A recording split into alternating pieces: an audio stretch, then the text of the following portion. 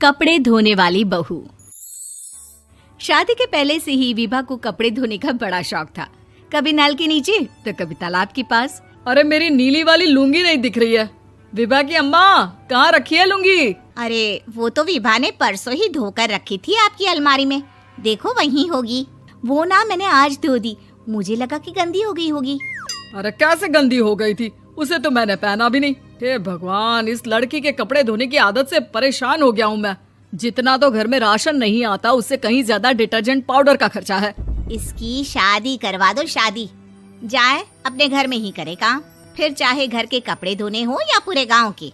हाँ ठीक बोल रही हो, देखता हूँ मैं कोई लड़का। वो दिन भी आ जाता है जब विभा को देखने लड़के वाले आ जाते हैं। लड़की मुझे अच्छी लगी। होने वाली सास कहती है, बेटी अगर कुछ पूछना है तो पूछ लो। वैसे तो हमारी लड़की बहुत ही शर्मीली है, जो बोल दो वो मान लेती है, इसे क्या पूछना होगा। अरे कैसी बात कर रही हो माँ, मुझे इन लोगों के घर रहना है, सवाल तो कई है। हाँ हाँ बेटा, पूछ लो ना, क्या पूछना है। आप लोगों के घर कपड़े कौन धोता है? सास का मुंह बन जाता है।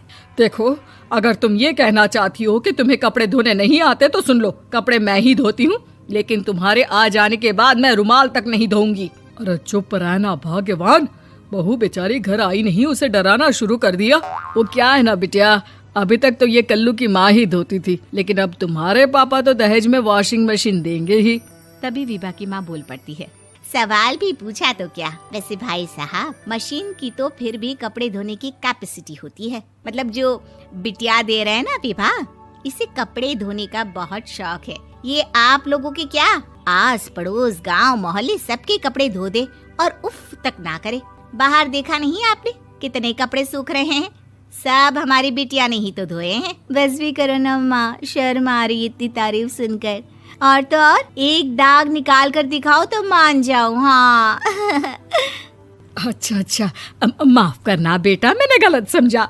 हमें तो रिश्ता बहुत पसंद है। और ऐसे जुड़ जाता है रिश्ता कपड़े धोने का शौक रखने वाली विभा का। उसकी शादी हो जाती है कोयला फैक्ट्री में काम करने वाले कल्लू के साथ। शादी के बाद अचानक विभा चिल्लाती हुई सास के पास आती है। सासू माँ, अरे सासू माँ कहाँ है आप?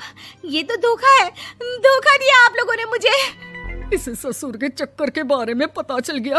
अरे तो उसमें तुझे क्यों धोखा मिला है? अरे नल में पानी नहीं आता, कपड़े कैसे कब धुलेंगे? अच्छा, तू पानी नहीं आ रहा उसकी बात कर रही है। तो आपने क्या सोचा? कुछ नहीं। अच्छा, तेरी माँ ने कहा था कि कपड़े धोने का शौक है तुझे, याद आया मुझे। शौक बोलकर कपड़े धोने वाले मेरे जुनून को कम ना आके सासू माँ, कपड़ा धोना मेरा गुरूर है। तभी पति भी वहाँ आ जाता है। अभी मैंने इसे सनी देओल की फिल्म दिखाई है, उसी के डायलॉग मार रही है माँ। अच्छा सुन, साफ साफ बता रही हूँ, पानी सुबह 4 से 6 और शाम को 10 से 12 आता है, समझी? विभा टाइमिंग सुनकर हैरान हो जाती है। ये क्या भूतों का मोहल्ला है? सुबह 4 बजे उठकर कौन कपड़े धोता है? 4 बजे टंकी में पानी जाता है, फिर सारा दिन धोना ना, किसने मना किया? अरे कैसी बात कर रही हैं? 200 लीटर की टंकी में कितने कपड़े धो लूंगी मैं, सुबह ही उठ जाऊंगी मैं। अब क्या था, विभा सुबह 4 से लेकर रात के 12 बजे तक कपड़े ही धोती रहती। एक रोज सास पड़ोस से निकलकर कहीं जा रही होती है कि साथ वाली कहती है, हाँ कल्लू की माँ, जरा ये बताओ कि 2 साड़ी है, 2 ब्लाउज और एक पेटीकोट और एक नाड़े वाला लंबा कच्छा। हाँ तो? अरे तो क्या, कितना लोगी धुलाई ये बताओ। धोबन दिख रहे हैं हम क्या?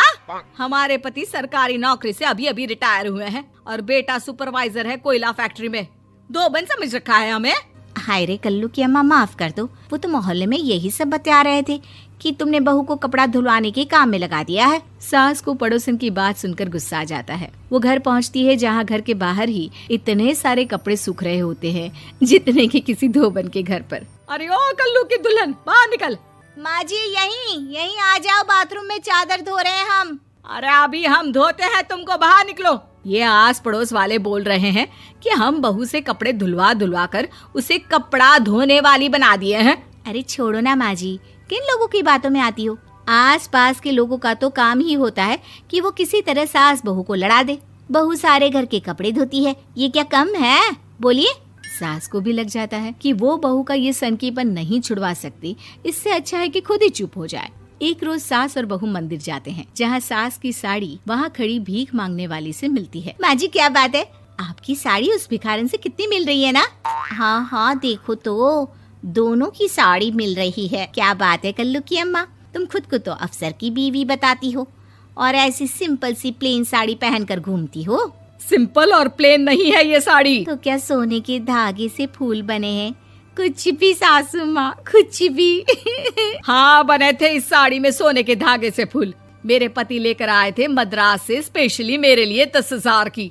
ताहे भाई साहब इस भिखारन के लिए भी सेम टू सेम साड़ी लेकर आए होंगे 10,000 की। सास उस वक्त तो कुछ नहीं कहती, लेकिन बहू के साथ घर आती है और अलमारी से एल्बम निकाल कर लाती है। ये साड़ी देख रही है, ये वही साड़ी है जिसे मैंने अभी पहना था। इस साड़ी में ये जो चमकदार फूल दिख रहे हैं ना, ये सोने के धागों से काटे गए हैं। लेकिन तू लोकल वॉशिंग मशीन ब्रश से घिस घिस कर सारे फूलों को निकाल कर साड़ी प्लेन कर दी।